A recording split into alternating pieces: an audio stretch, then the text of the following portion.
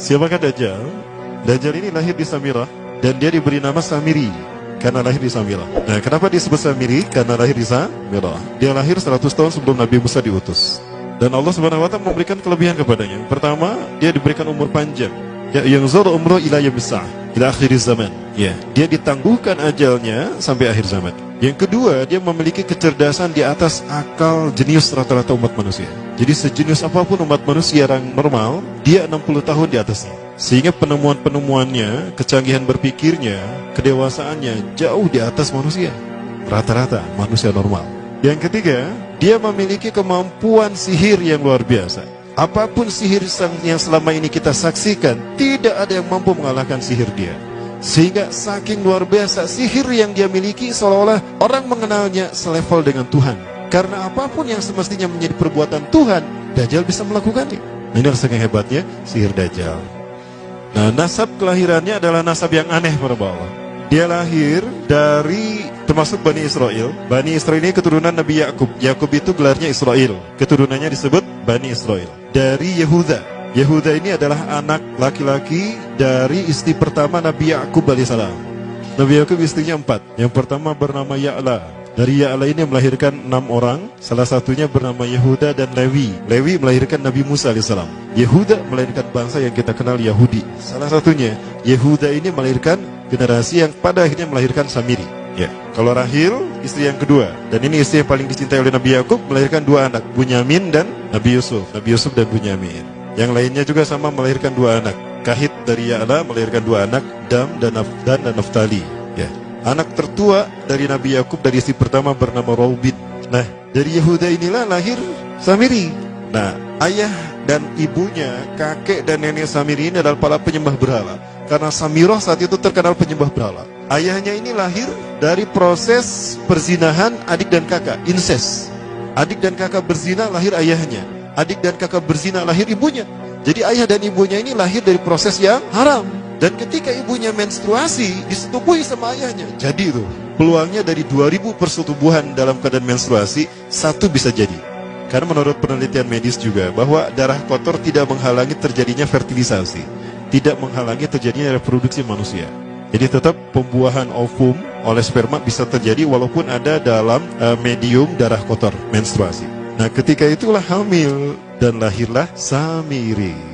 Rasulullah SAW menyebutkan dalam Musnad Imam Ahmad, ayah dan ibu Dajjal ini melewati perkawinannya selama 30 tahun tanpa melahirkan seorang anak pun. Dan di tahun ke-30 pernikahannya melahirkan Dajjal, melahirkan Samiri. Kelahirannya ini akan menjadi petaka bagi kedua orang tuanya. Dia adalah orang yang paling sedikit manfaatnya dan paling banyak keburukannya bagi manusia, terutama bagi kedua orang tuanya. Bahkan ketika dia lahir, alam semesta menolak kelahirannya. Dordar gelap, hujan badai, petir, itu terjadi di malam di mana Samiri dilahirkan. Seolah-olah alam menolak kehadirannya.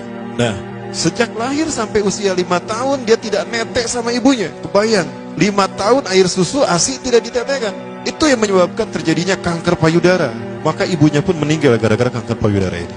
Nah, ibunya meninggal gara-gara itu. Terbukti apa yang disampaikan Rasulullah. Kelahirannya menjadi petaka bagi kedua orang tuanya. Begitu pula ayahnya, maka ayahnya menjadi single parent. Nah, kemudian di tahun yang kelima, sejak lahir sampai 5 tahun, kenapa dia tidak menetek pada ibunya? Karena kerjanya tidur melulu. Disebut mati, dia bernafas dan cuma berdetak. Disebut hidup, dia tidak bergerak. Antara hidup dan mati, la yamutu wa la yahya. Nah, maka di usia ke-5 tahun, nah ini terjadi peristiwa yang menarik. Apa itu? Samiri bangun dari tidurnya di tengah malam dan tidak ada orang yang menyadari Samiri bangun. Dia merangkak dan pindah ke berhala yang terbesar. Nah, dia pindah ke pangkuan berhala terbesar, tidur di sana. Dan ternyata ketika berada di berhala terbesar tadi, ya buang air kecil dan buang air besar. Besoknya itu adalah hari pemujaan kepada dewa-dewa mereka, bangsa Samirah. Apa yang terjadi?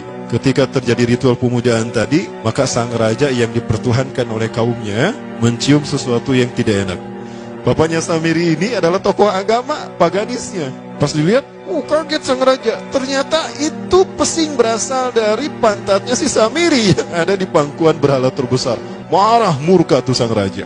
Itu anak kamu, kenapa ada di situ? Kurang ajar kamu yang telah menghina Tuhan kita. Kenapa kamu pindahkan anak kamu ke situ? Oh tidak Tuhan, saya tidak memindahkannya.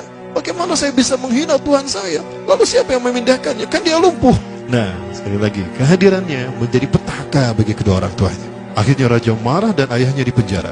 Selama ayahnya tidak bisa membuktikan penghinaan tadi, maka ayahnya dihukum mati. Pada akhirnya ayahnya pun dihukum mati. Ya, sedikit manfaat bagi kedua orang tuanya. Maka kemudian dia hidup pelihara oleh sang raja. Dan pas di usia dia 5 tahun itu, Allah menimpakan murkanya kepada bangsa Samirah yang sudah kelewat batas, maksiat, dan sudah tidak ada toleransi dari Allah untuk mereka hidup di bumi. Maka Allah perintahkan mereka Jibril menghabisi mereka. Maka bangsa Samirah itu pun diratakan. Si Samiri karena masih balita, ya Allah selamatkan dia lewat malaikat Jibril.